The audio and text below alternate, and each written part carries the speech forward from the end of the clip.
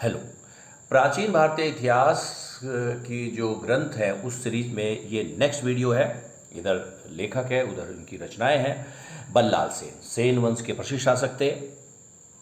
बंगाल और बिहार के कुछ क्षेत्रों पर इनका अधिकार था। हालांकि पंजाब, राजस्थान, हिमाचल प्रदेश जैसे दूरस्थ क्षेत्रों, दिल्ली जैसे दूरस्थ क्षेत्रों पर भी दावा किया जाता है, जो कि एक अतिशयोक्ति है।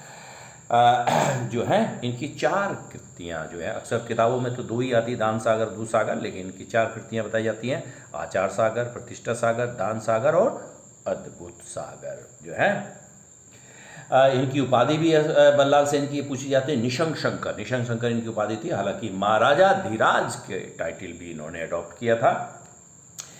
अपने पिता विजय सेन के पश्चात गद्दी पर बैठे और इनके पश्चात लक्ष्मण सेन जैसे हम जानते हैं, जो गौरी के एक गुलाम बख्तियार खिलजी ने इनके समय इनके राज्य पर अटैक किया और लक्ष्मण सेन अपनी जान बचाकर भागे और इस प्रकार से जो है सेन वंश का धीरे धीरे अंत हुआ।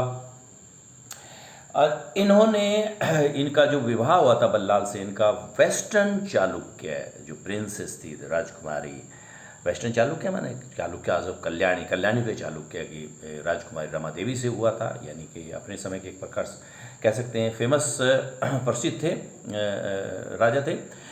अच्छा, इन्होंने बंगाल में एक नई प्रथा, एक नई ट्रेडिशन में प्रैक्टिस शुरू की, कुलीनवाद, कुलीनिज्म। ये क्वेश्चन आता है कि who started Kulinism in Bengal? Answer is Ballal Sen.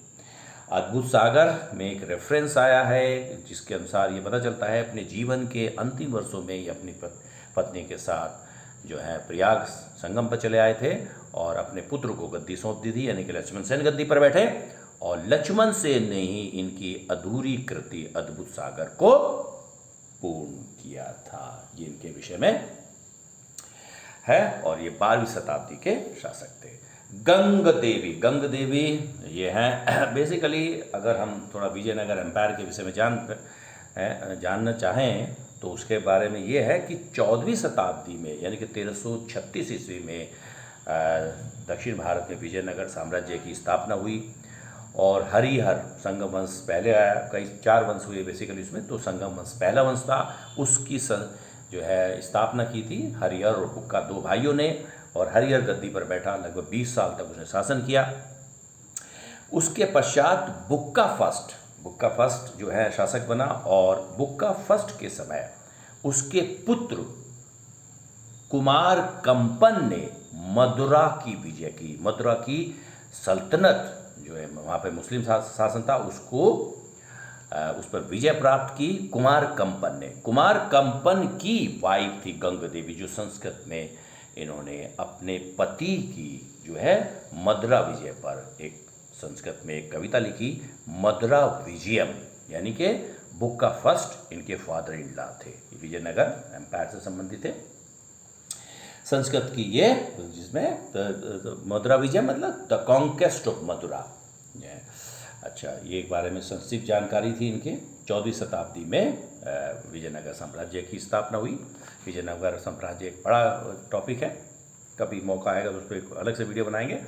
Aryabhata ये 5वीं और 6वीं शताब्दी ईसा में, जो ईसा की 5वीं और 5th और 7th सेंचुरी में थे आर्यभट्ट। इनकी आर्यभट्टीय और आर्य सिद्धांत इनकी प्रसिद्ध जो है ग्रंथ है और अपने ज़माने के जाने माने गणितज्ञ और खगोल शास्त्री थे, एस्ट्रोनॉमर्स थे, और इनका संबंध पाटलिपुत्र से था, जहाँ इन्होंने कई जो है खोज इनके नाम से है।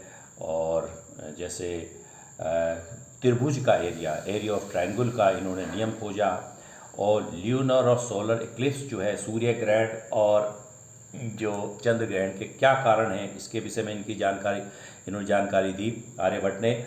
और पृथ्वी की जो सर्क्यूम्फ्रेंस है, परिधि को जो है, जो आज भी जो उनको करेक्ट माना जाता है, सही माना जाता है, इन्होंने उसका पैमाइश की, मेजरमेंट किया। और इन्होंने इसका भी उल्लेख किया कि जो सन है वो स्टेशनरी है और अर्थ उसके चारों ओर घूर्णन करती है, जो है परिक्रमा करती है, रोटेशन कर अर्थ जो रोटेट करती है, ये इनका मानना था। और सन स्टेशनरी, ये स्थिर है। और पाई का भी इन्होंने, पाई का जो मान था इन्होंने उसका जो है दशमलव के 4 स्थानों तक सही जो है उसकी वैल्यू दी। किन्होंने? आर्यभट्ट ने। महावीराचार्य ये भी गणितज्ञ थे।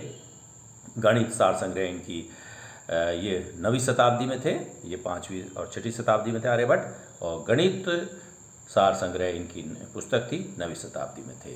भास्कराचार्य 12वीं शताब्दी में थे, जिसको भास्कर द्वितीय भी कहते हैं। सिद्धांत शिरोमणि बहुत दफे है, बहुत दफे ये आ चुकी है एग्जाम में। सिद्धांत शिरोमणि किसकी किताब है? लीलावती। लीलावती भी गणित पर किताब है, बहुत इंपॉर्टेंट है, ये भी आ चुकी है। और बीज गणित, और भी इनकी कई कृतें हैं, लेकिन ये अक्सर एग्जाम में आती है, तो ये गणित की किताब है। खासकर लीलावती को लेकर स्टूडेंट का जो है कंफ्यूज हो जाता है कि लीलावती का विषय क्या है। बेसिकली गणित पर है ये।